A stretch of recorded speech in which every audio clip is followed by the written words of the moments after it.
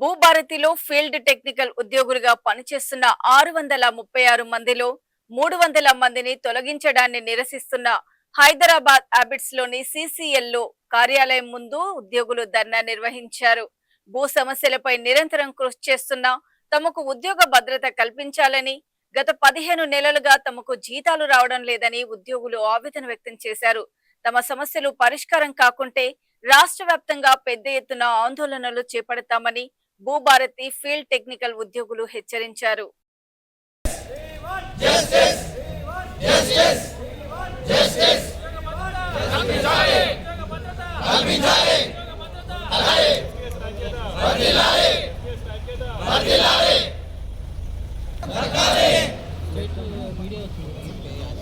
ఐఎఫ్ఎంఐ సపోర్టర్లు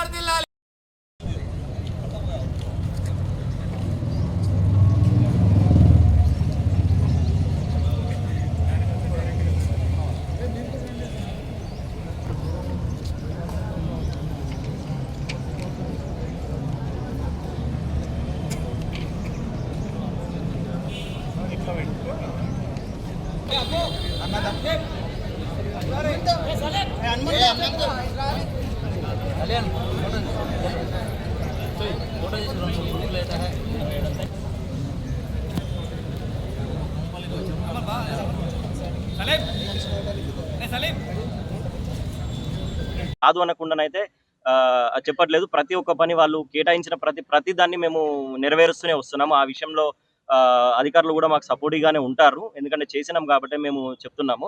so మేము ఇంత కష్టపడి చేసుకుంటూ కూడా రాత్రింబవళ్ళు పనిచేస్తూ కూడా మేము ఇక్కడ దాకా వచ్చి కూడా 15 నెలల జీతం పెండింగ్లో ఉండి కూడా ఇచ్చినప్పుడల్లా ఒక 9 నెలలు ఇస్తే దాన్నే సర్దుబాటు చేసుకుంటూ దొరకని ప్లేసుల్లో కొంచెం అప్పులో గిప్పులో తెచ్చుకొని ఉన్న ఇప్పుడు మా దాంట్లో 10 ఏళ్ల క్రితం జాయిన్ అయిన వాళ్ళు ఇప్పటికీ పిల్లలయ్యి వాళ్ళ స్కూల్కి ఫీజులు చెల్లించాల్సిన స్థితిలో ఉన్న వాళ్ళు కూడా ఉన్నారు. ఒక్కొక్కరు 45-50 ఏజ్లో ఉన్న వాళ్ళు కూడా ఉన్నారు.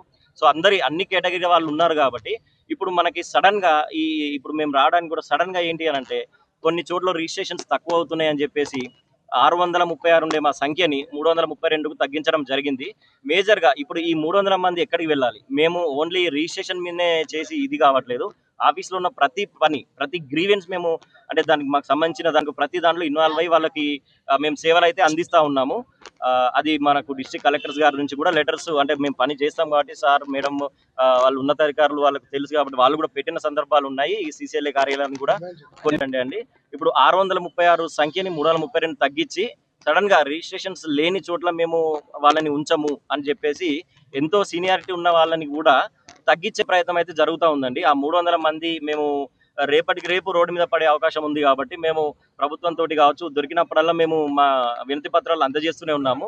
అయినా కూడా మాకు ఎటువంటి పాజిటివిటీ రాకపోగా నిన్న జూనియర్ అసిస్టెంట్లకు ధరణికి సంబంధించి అదే భూభారతి ధరణి ఆపరేటర్లకు సంబంధించిన రిజిస్ట్రేషన్లు కావచ్చు సక్సెషన్స్ ఏవైతే ఉన్నాయో వాటి మీద ట్రైనింగ్ ఇవ్వండి అని చెప్పేసి ఒక సర్క్యులర్ రిలీజ్ చేయడం వల్ల సో మాకేమనిపించింది, మాకు అర్థమైన దాన్ని బట్టి మేము ఇక్కడికి వచ్చాము. ఎవరికి అగెనిస్ట్ గా రాలేదు, ఎవరిని నొప్పించడానికి రాలేదు.